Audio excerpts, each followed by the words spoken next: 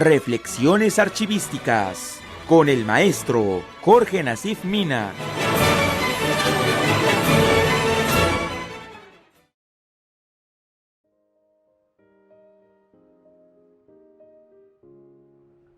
Hola queridos amigos, ¿cómo están? Agradeciendo su presencia como cada semana aquí en su casa para que platiquemos sobre nuestras reflexiones archivísticas. La semana pasada, recuerdan ustedes, hablamos e iniciamos el tema de descripción de archivos, descripción que le llaman documental, pero realmente es descripción de archivos. Y hoy vamos a hablar precisamente de aquella norma internacional de descripción archivística, que es un estándar que empieza a elaborarse allá por el año de 1992, con todos los que forman parte del Consejo Internacional de Archivos, para tratar de dejar una forma de descripción de archivos históricos, para que cuando estos se consulten a nivel internacional, pues tengan el mismo esquema de consulta en las fichas de descripción. Aunque hoy vamos a tratar de aterrizar qué podemos aprovechar de esta norma internacional de descripción archivística conocida como ISAD-G en otro tipo de archivos como los archivos administrativos y sobre todo en el expediente. La ISAD-G nos dice que tenemos que aplicar 26 elementos a los niveles archivísticos. Imagínense ustedes, son 26 elementos para describir el fondo, 26 elementos para describir la sección, 26 elementos para escribir la subsección en caso de existir, 26 elementos para describir la serie y obviamente 26 elementos para describir la subserie. Pero no queda ahí, porque también se establecen 26 elementos para un expediente histórico y 26 elementos para cada uno de los documentos que forman ese expediente histórico. Como ustedes pueden darse cuenta, este sistema de descripción solamente puede aplicarse en un archivo histórico. Y solamente puede aplicarse en un archivo histórico porque hay tiempo para su aplicación, hay tiempo para su descripción. Cuando la documentación entra al archivo histórico, ya no sale del archivo histórico. Ahí se ordena, ahí se dictamina, se valora y se describe para hacer los instrumentos de consulta que van a servir para la investigación histórica, pero también para otro tipo de investigaciones con base a la historia, investigaciones políticas, sociales, económicas, culturales, etc.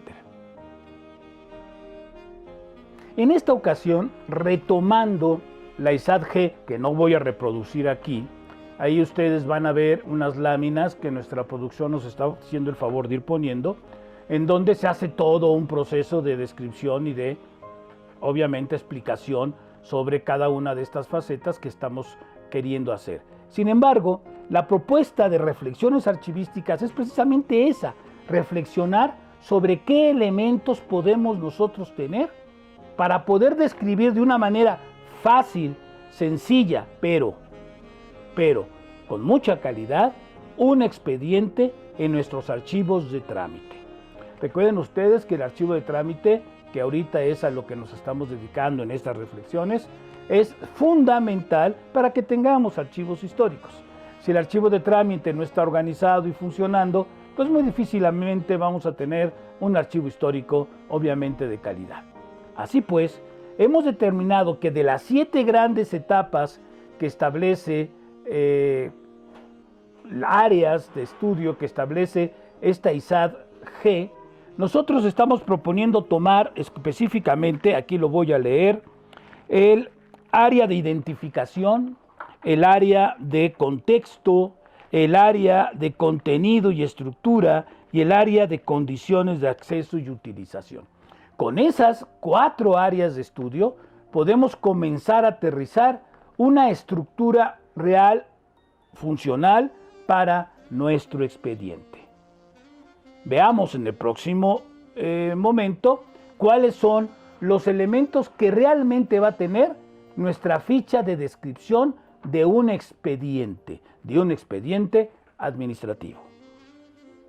Bueno, tomando la idea de la ISAT-G, de este estándar de descripción internacional, de que la descripción se tiene que hacer finalmente a un nivel multinivel, es decir, tienen que ser varios niveles de descripción y en ninguno de ellos se puede estar repitiendo lo que ya escribimos en el anterior, evitar esas repeticiones y ser muy exacto y concreto en lo que vamos a describir.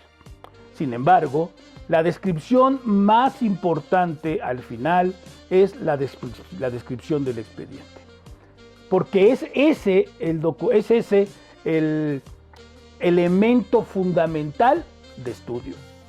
¿Sí? Ahí está la información. Recuerden que ya habíamos platicado que el fondo es una nominación, la sección es una nominación, la serie es un nombre, aunque es el cajoncito donde coloco la información.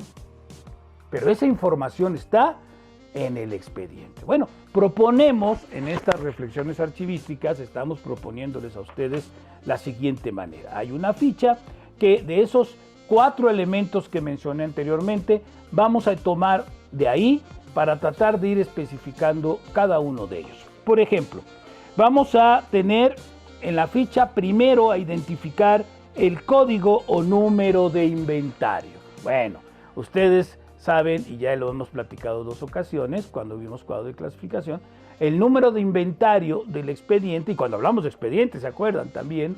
El número de inventario del expediente se forma con el código de clasificación. El código que le damos a la sección, a la subsección en caso de existir, a la serie, a la subserie en caso de existir, y ponemos un número de expediente y el año del mismo. Bueno, ese es el código de mi expediente. Ese lo tomo como un código importante del expediente. El título. Todos los expedientes, queridos amigos, deben de ser nombrados, deben de tener un título, un nombre. Expediente de tal cosa. No puede tener nada más el número. Al hablar de él, al decir que es el expediente de personal de Juanito Pérez, donde contiene la documentación básica. Bueno, ya le estoy diciendo que ese expediente, que es del expediente único de personal, es de Juanito Pérez. Ya lo estoy ubicando en un contexto.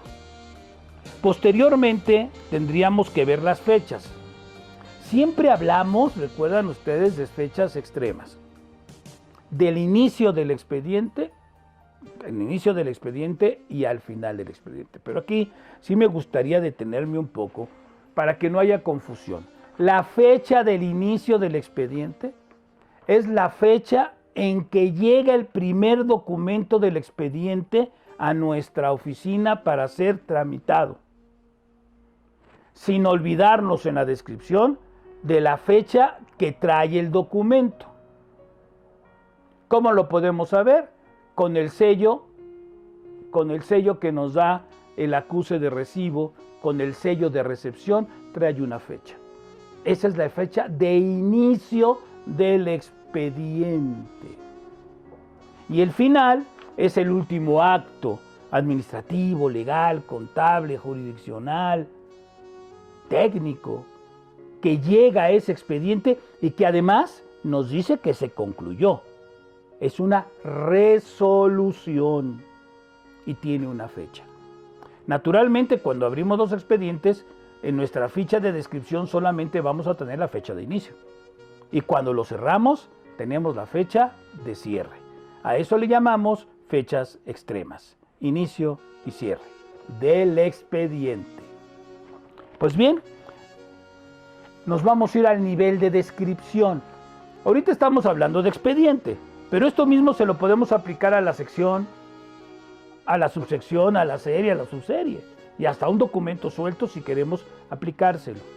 Entonces, el nivel de descripción, en este caso concreto, en esta ficha que ustedes van a ver al final, es específicamente expediente. Nombre del productor. ¿Qué unidad administrativa, ¿Qué área administrativa o jurisdiccional es la que está generando, produciendo este expediente? Pues este expediente lo está produciendo la unidad de recursos humanos o lo está produciendo la 10ª sala metropolitana en su segunda ponencia, ¿verdad? Ellos son los que lo están generando. Tenemos que poner quién, porque recuerden ustedes que para transferencia hay que saber quién transfiere. Pero no solo eso, para poder hablar de derecho a la información necesitamos saber quiénes son los que producen la información.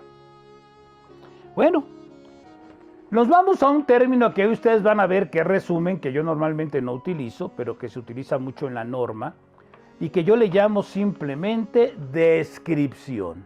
Es decir, describir el contenido del expediente en no mayor de 250 caracteres, contando puntos, comas y espacios. No más, un pedacito, un parrafito que me diga de qué se trata el expediente. También resumido, que me ayude a saber si me sirve o no me sirve para una investigación o para lo que estoy buscando en el archivo. Sigue el término importante que se llama valoración o eliminación. Ese expediente ya desde que se inicia podemos saber si va a tener valores históricos o no, ¿eh? Ya podemos saber qué tan importante es, cómo, con su descripción. Pero también vamos a agregar el término eliminación, es decir, en qué momento estará sujeto a su destino final. Ahora, que veamos en 2 programas más valoración, vamos a hablar de todos estos aspectos. Y finalmente, necesitamos saber cuáles son esas condiciones de acceso que puede tener este expediente. ¿Es reservado? ¿Es confidencial? No es reservado ni confidencial, pero el expediente es original y tiene problemas en su restauración y no lo podemos todavía prestar. Todo esto tiene que ir registrado en esa ficha. Con estos 8 puntos, bien llevados y bien descritos, tomada la información del propio expediente, de la propia serie documental y obviamente del fondo, nosotros podemos hacer una extraordinaria ficha de descripción que nos va a servir para nuestros instrumentos de consulta y de control archivístico. Bueno, queridos amigos, terminamos por el día de hoy y les informo que la próxima vez que nos veamos vamos a platicar específicamente de la aplicación de esta descripción en los instrumentos de consulta y control, que son la carátula del expediente y el inventario por expedientes, que se saca la información de esta ficha de descripción que puede servir como una tabla, tanto para trabajar el proceso de dictamen de valores más adelante, como de control de la consulta. Muchas gracias, nos vemos la próxima semana. Saludos. Reflexiones archivísticas con el maestro Jorge Nasif Mina.